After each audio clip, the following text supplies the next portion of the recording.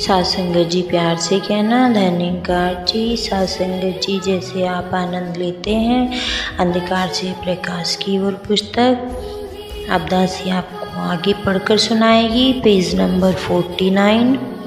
ज्ञान प्राप्ति की इच्छा से मैंने इस प्रण को स्वीकार तो कर लिया, परंतु ज्ञान प्राप्ति के पश्चात भी बहुत समय तक इस परेशानी ने मेरा पीछा न छोड़ा।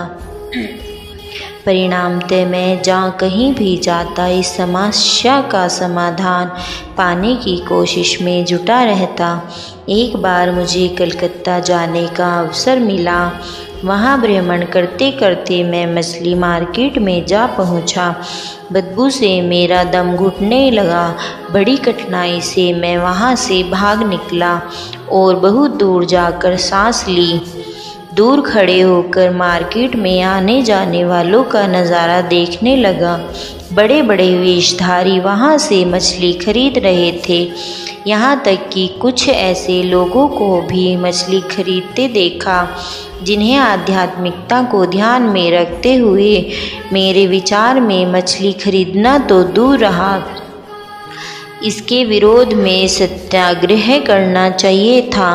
मैं न रह सका तो एक बंगाली साधु महात्मा को जा घेरा और उस पर प्रश्नों की छड़ी लगा दी कि आप कैसे महात्मा हैं जो आप ऐसा तामसिक भोजन करते हैं, यह तो जीव हत्या है। वह महात्मा इतना ही कहकर चल दिए कि भाई तुम लोग पंजाबी हो, तुम्हें ईश्वर ने खाने पीने को इतने खाद्य पदार्थ दे रखे हैं कि जिनका हम स्वयं भी नहीं ले सकते। हमारे लिए तो ईश्वर ने केवल मछली एवं चावल की ही सृष्टिता की है। और जाते जाते यह भी कह गए कि भाई जीव हत्या तो तुम भी कम नहीं कर रहे हो। तुम क्या सोचते हो कि तुम कुछ खा रहे हो तो वह सब कुछ जीव रहित ही है। उसके चले जाने के पश्चात मुझे वहीं से एक सज्जन से पता चला कि वह महात्मा रामकृष्ण परमहंस के श्रद्धालु भक्तों में से एक थे। उसी सज्जन ने यह बात भी बताने में कोई संकोच न किया कि परमहंस स्वयं भी इस प्रकार का ही भोजन करते थे। मेरे लिए ये सब बातें दंग कर देने वाली थी। कलकत्ता में रामकृष्ण मिशन वालों का एक बहुत बड़ा भवन है जिसमें बड़े ही शांत और रूहानी प्रकार का वातावरण है। अनेकों महात्मा वहाँ अक्सर आते जाते रहते हैं। मैंने मन ही मन में निश्चय किया कि मैं वहाँ तुरंत जाकर इस विषय पर चर्चा करूँगा। परिणामतः उसी शाम को मैं वहाँ पहुँच गया। अनेकों विद्वानों से इस विषय पर खुलकर बातचीत हुई। सच तो यह है कि उन्होंने भी वही तर्क प्रस्तुत किए जो ज्ञान प्रदाता महापुरुष ने ज्ञान प्रदान करते समय किए थे। हाँ, एक बात जो उन्होंने बड़े ही स्पष्ट शब्दों में कही वह यही थी कि ब्रह्मज्ञानी पर खान पान अथवा पहरावे आदि का कोई प्रभाव नहीं पड़ता, क्योंकि उनके हर कर्म के पीछे दातार प्रभु की इच्छा निहित होती है। दूसरे शब्दों में ब्रह्मज्ञानी जो कुछ करता है ईश्वर इच्छा से प्रेरित होकर ही करता है। इसीलिए वह कर्म से हर प्रकार से निर्लिप्त होता है। मेरे इस प्रश्न का कि जैसा अन्न वैसा मन होता है उत्तर देते हुए उन्होंने जो कुछ फरमाया उसका सारांश कुछ इस प्रकार से है। आत्मा और मन का निश्चय ही संबंध है, परंतु जिस प्रकार का संबंध हमारे कर्मकांडी विद्वानों ने समझ रखा है वह भ्रमिक धारणा पर आधारित है। पहली बात तो यह है कि भिन्न भिन्न क्षेत्रों में जलवायु के आधार पर सबका खान पान और पहरावा अलग अलग है। दूसरी बात है कि अंश का संबंध उस खाने विशेष से न होकर उस व्यक्ति विशेष की कमाई से है। यदि शर्म पूर्वक एवं ईमानदारी से कमाए हुए धन से कुछ खरीद कर खाया पिया जाता है तो वह मन में शांत भाव को ही जन्म देता है, परंतु जिसे वह सात्विक से सात्विक भोजन समझते हैं, यदि वह छल कपट फ्रेब धोखा और किसी का खून चूसकर कमाए धन से खरीदा गया है तो वह निश्चित ही तमोगुण का जन्मदाता सिद्ध होगा। इस विषय में उन्होंने जो उदाहरण दिया उसको सुनकर मुझे चुप्पी साधनी पड़ी। उन्होंने बताया, हम में से एक प्रचारक सज्जन अभी अभी यूरोप का टूर करके लौटे हैं। उन्होंने अपने निजी अनुभव के आधार पर एक पते की बात बताई कि वहाँ के लोग हमारे देशवासियों से कहीं अधिक देशभक्त और चरित्र संपन्न हैं। हमारे देशवासी कोई ऐसा अवसर हाथ से नहीं जाने देते जब यहाँ उपदेश न देते हों कि हम लोभ लालच से ऊपर उठकर देश की सेवा करनी चाहिए, और लोभ लालच से बचने का एकमात्र तरीका यह बताया जाता है कि हमारा भोजन शुद्ध होना चाहिए। पर दुख से कहना पड़ता है कि शुद्ध भोजन का सेवन करने वाले हमारे देशवासियों ने लोभ लालच वश देश से ऐसे द्रोह किए हैं जिन्हें पढ़ सुनकर इंसान के रोंगटे खड़े हो जाते हैं। जबकि मांस शराब का सेवन करने वाले विदेशियों ने इस लालच लोभ से ऊपर उठकर अपने देश के लिए इतने बड़े बड़े बलिदान दिए हैं कि जिनको देखकर देवता भी हंस हंस कर उठते हैं। मुझे एक बार आचार्य रजनीश का एक प्रवचन सुनने का अवसर लाजपत नगर भवन नई दिल्ली में प्राप्त हुआ। उसमें उस महात्मा ने भी यूरोपीय लोगों के लोभ लालच से परे रहकर काम करने की भरपूर प्रशंसा की थी और बताया था कि काम क्रोध लोभ मोह के जितने हम शिकार हैं उतने वे लोग नहीं। हालांकि यह सर्वविदिता है कि उनका खान पान हमारी दृष्टि में अति तामसिक एवं राजसिक है। हाल ही में मुझे भी विश्व के एक बड़े भाग का भ्रमण करने का अवसर मिला। यहाँ के निवासियों से मिलकर मैं भी उसी निर्णय पर पहुँचा जिस पर उक्त दोनों महात्मा पहुँचे थे। काफ़ी अरसा पहले मुझे श्री रणवीर जी, मुख्य संपादक उर्दू मिलाप के विचारकों को पढ़ने का अवसर मिला। रणवीर जी आनंद स्वामी जी के सुपुत्र हैं और आर्य समाज में उनका गणमान्य व्यक्तियों में स्थान है। उन्होंने 2 बार प्रश्नों का उत्तर देते हुए बताया कि यदि कोई व्यक्ति उबला हुआ मांस खाता है और तेज मसालों का प्रयोग नहीं करता तो उसमें कहीं कम तामसिकता होती है, जबकि इसके मुकाबले में कई प्रकार की खट्टी मीठी और तेज मसालों से बनी सब्ज़ी कहीं अधिक तामसिक होगी। इस प्रकार मुझे स्वीकार करना पड़ा कि हुजूर बाबा जी के उसी आदेश में सच्चा सुख निहित है कि हम वही खाएं जो हमें उचित लगता है, हम वही पिए जो हमें मुआफिक लग आता है और हम वही पहने जो हमें रुचिकर लगता है। परंतु हम किसी के खाने पीने और पहनने के कारण उनसे घृणा न करें, क्योंकि संसार भर में इस प्रकार की भिन्नता रहना प्रकृति के नियम के एकदम अनुकूल है।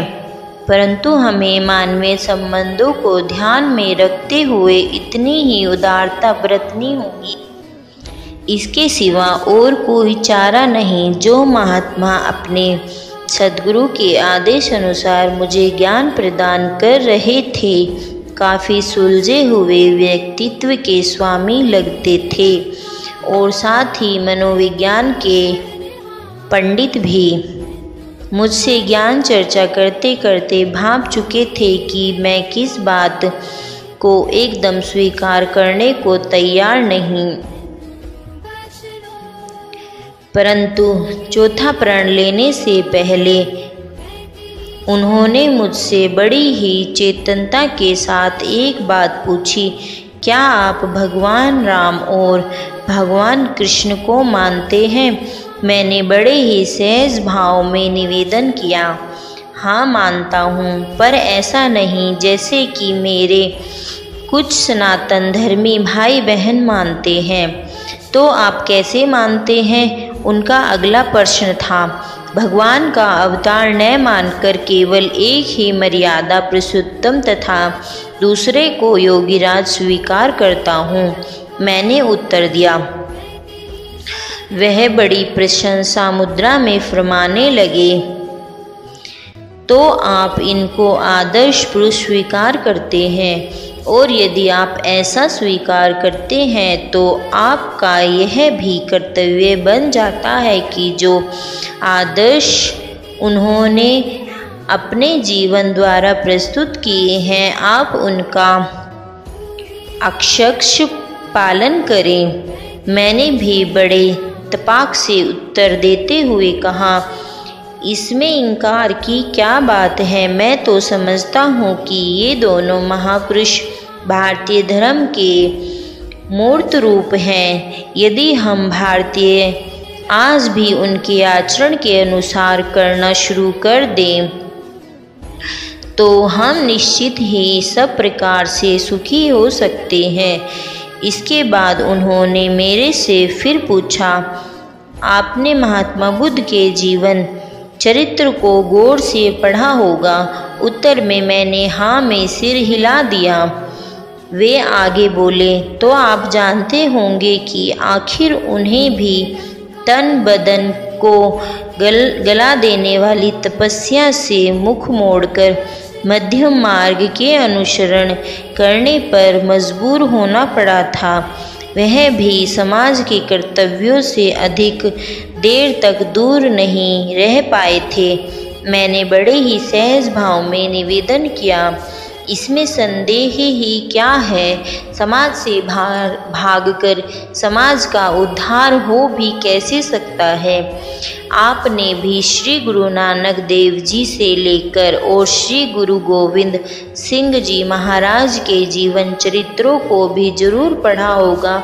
आप जानते हैं कि ये महान अनुभव भी इसी समाज में रहकर इस समाज के सब कर्तव्यों का पालन करते हुए भक्ति में आखिरी मंजिल को छूने में सफल हुए। यह उनका अगला प्रश्न था।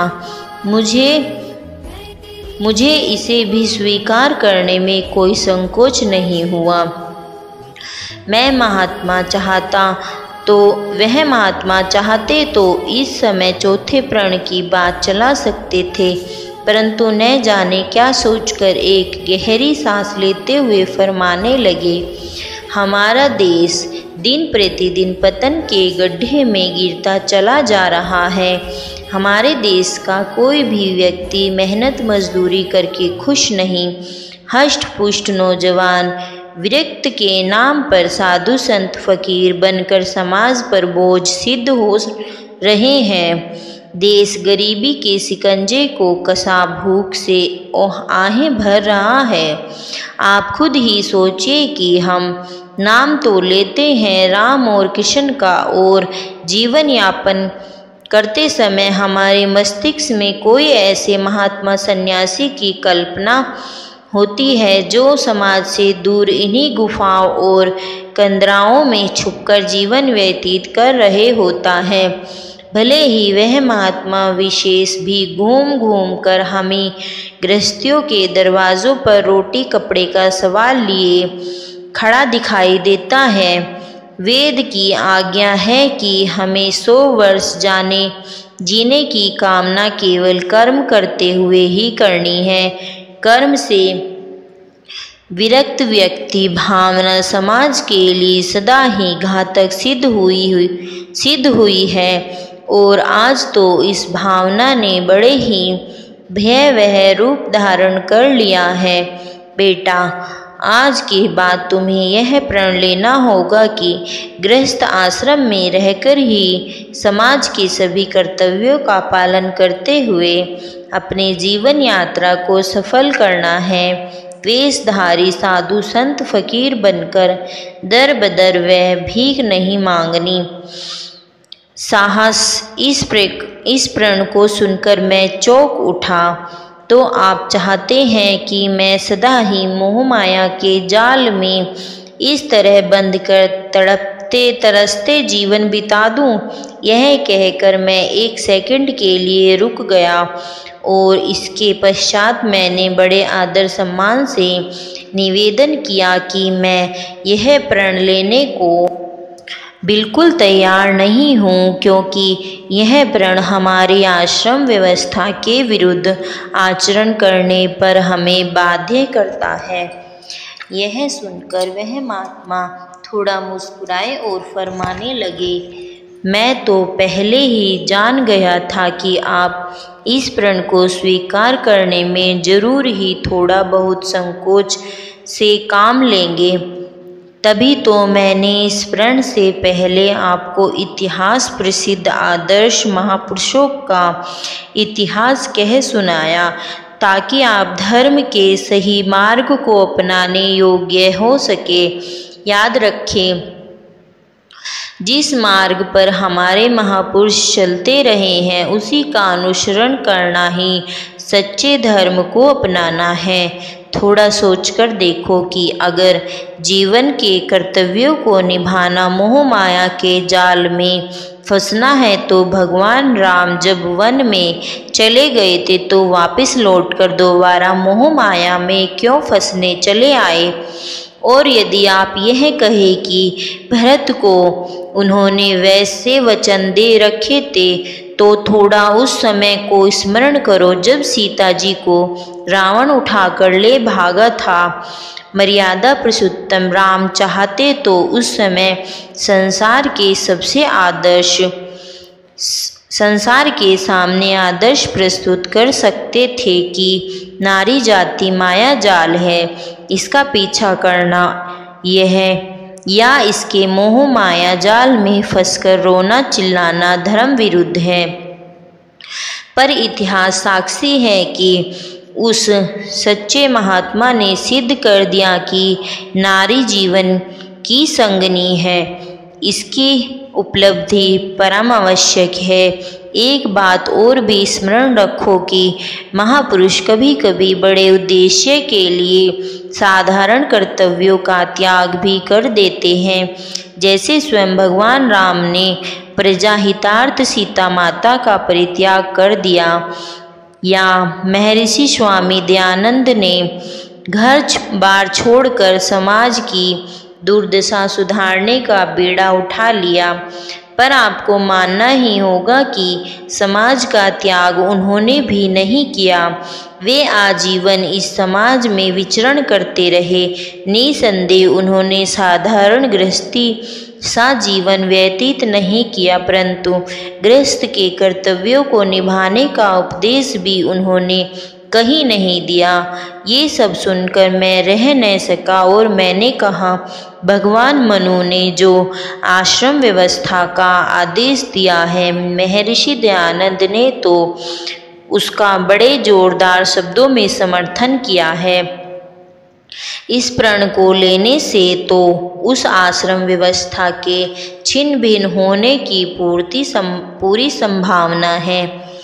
यह सुनकर वह महात्मा मुस्कुराए और बोले, इस प्रण का आश्रम व्यवस्था की भावना से सीधा कोई विरोध नहीं। थोड़ा सोचकर देखो तो पता चलेगा कि आश्रम व्यवस्था के पीछे एक ही भावना काम कर रही है कि व्यक्ति अपने पूरे जीवन में सभी प्रकार के कर्तव्यों को निभाने में समर्थ हो सके। थोड़ा गहराई से सोचने वाला सहज में समझ जाता है कि ब्रह्मचर्य आश्रम में व्यक्ति स्वयं अपनी और समाज की सेवा और गृहस्थ कर्तव्यों का पालन करने की शक्ति का संग्रह करता है। गृहस्थ आश्रम तो है ही सब कर्तव्यों के निभाने का महान केंद्र। वानप्रस्थ आश्रम गृहस्थ के साथ साथ मानवीय कल्याण तीतार्थ फिर शक्ति का संग्रह करना है, और संन्यास आश्रम समाज के प्रति और गृहस्थियों के मार्गदर्शन के लिए अपने जीवन को अर्पित कर देना है। इस विशेषण के पश्चात आप स्वयं ही अनुमान लगा सकते हैं कि एक व्यक्ति के लिए समाज से भागने या समाज पर बोझ बनने का आदेश कहीं नहीं है। सत्संग जी प्यार से कहना। धन्यवाद जी। आज के लिए इतना ही।